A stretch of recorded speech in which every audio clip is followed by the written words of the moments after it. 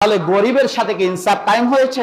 যিনি মেম্বার রয়েছেন, যিনি চেয়ারম্যান রয়েছেন, যিনি এমপি রয়েছেন, যিনি মন্ত্রী রয়েছেন, তারা কি ইনসাফ প্রতিষ্ঠা করতে পেরেছেন? আল্লাহ সুবহানাহু ওয়া তাআলার এই কোরআন আপনাকে আমাকে আদেশ করেছে ইনসাফ প্রতিষ্ঠা করতে হবে, নিজের সন্তানের ব্যাপারে করতে হবে। চতুর্থ নম্বর উদ্দেশ্য, মানুষের মাঝে নেই ইনসাফ প্রতিষ্ঠা করা। আল্লাহ সুবহানাহু ওয়া তাআলা বলছেন নেই ইনসাফ প্রতিষ্ঠা করার জন্য। কিন্তু দুঃখজনক হলেও সত্য, প্রতি সময় প্রতি জুম্মায় আপনি আমি সূরা নাহলের 90 নম্বর আয়াতটা ইমাম সাহেবের জবান থেকে শুনি, কখনো চিন্তা করে দেখিনি ইমাম সাহেব ওই আয়াতে কারিমায় কি বলে। প্রতিদিন তো ওই আয়াতটাই পড়তেছে, কি কারণে? আল্লাহ সুবহানাহু ওয়া তাআলার এই আয়াতে কারিমায় কি বলা হয়েছে? আল্লাহ সুবহানাহু ওয়া তাআলা এই আয়াতে কারিমার মধ্যে 3টি আদেশের কথা বলেছেন, 3টি নিষেধের কথা বলেছেন।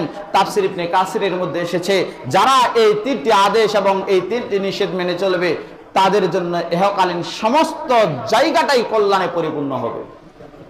তাহলে আয়াতে কারিমার মধ্যে রয়েছে ইন্নাল্লাহা ইয়া'মুরু বিল আদলি ওয়াল ইহসান ওয়া ইতাই যিল কুরবা ওয়া ইয়ানহা আনিল ফাহশাই ওয়াল মুনকার। ইন্নাল্লাহা ইয়া'মুরু বিল আদলি ওয়াল ইহসান ওয়া ইতাই যিল কুরবা, এই আয়াতটা শেষ পর্যন্ত পড়ানো হয়, বলা হয়। কিন্তু এই আয়াতে আল্লাহ বলছেন নিশ্চয় আমি তোমাদের আদেশ করছি মানুষের সাথে ন্যায় ইনসাফ করবে আর ইহসান করবে, মানুষের সাথে তোমার নিকট আত্মীয়দের সাথেও তুমি ন্যায় ইনসাফ করবে। আল্লাহ সুবহানাহু ওয়া তাআলা সূরা নিসার 135 নম্বর আয়াতের মধ্যে স্পষ্টভাবে আপনাদেরকে জানিয়ে দিয়েছেন, সেটা হচ্ছে তোমরা যদি, আল্লাহ সুবহানাহু ওয়া তাআলা বলছেন হে বিশ্বাসীরা তোমরা ন্যায়ের প্রতিষ্ঠার পক্ষে থাকো, সেটা যদি তোমার বিপক্ষে যায়, তোমার পিতার বিপক্ষে যায়, তোমার সন্তানের বিপক্ষে যায়, ধনী এবং গরিবের বিপক্ষে যায়, তবুও তুমি আল্লাহ সুবহানাহু ওয়া তাআলার জন্য তুমি ন্যায়ের পক্ষে থাকবে। আমরা কি ন্যায়ের পক্ষে থাকতে পারি? হয় না। ন্যায় যেখানে, ইনসাফ যেখানে, ন্যায় ইনসাফ যেখানে, সেইখানে আজকে এই আপনার আমার বাংলার জমিনে সবচেয়ে বড় অভাব যেটা, সেটা হচ্ছে ন্যায় ইনসাফের অভাব। আপনি একজন মেম্বারিতে দাঁড়াইছেন, 2 জন দাঁড়িয়েছে, প্রতিযোগিতা হয়েছে, কিন্তু একজন মেম্বার পাশ করেছে, আরেকজনের মেম্বারের পক্ষে আপনি কাজ করেছেন, আপনি বিচার নিয়ে গেছেন।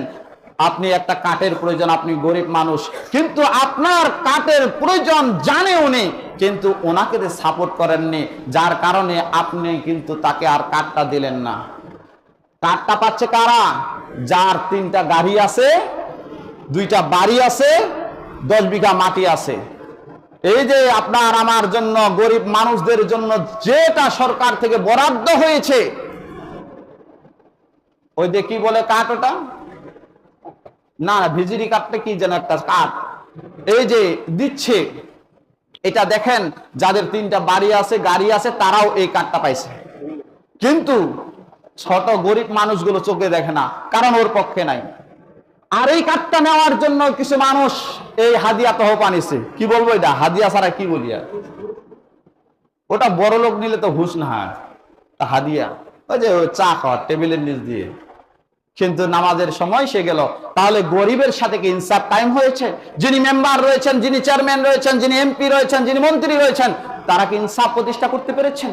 আল্লাহ সুবহানাহু ওয়া তাআলার এই কোরআন আপনাকে আমাকে আদেশ করেছে ইনসাফ প্রতিষ্ঠা করতে হবে, নিজের সন্তানের ব্যাপারে করতে হবে, নিজের স্ত্রীর ব্যাপারে করতে হবে, নিজের বাপের বিরুদ্ধে গেলেও, নিজের আত্মীয় স্বজনের বিরুদ্ধে গেলেও ইনসাফের পক্ষে থাকার জন্য আদেশ করেছেন আল্লাহ।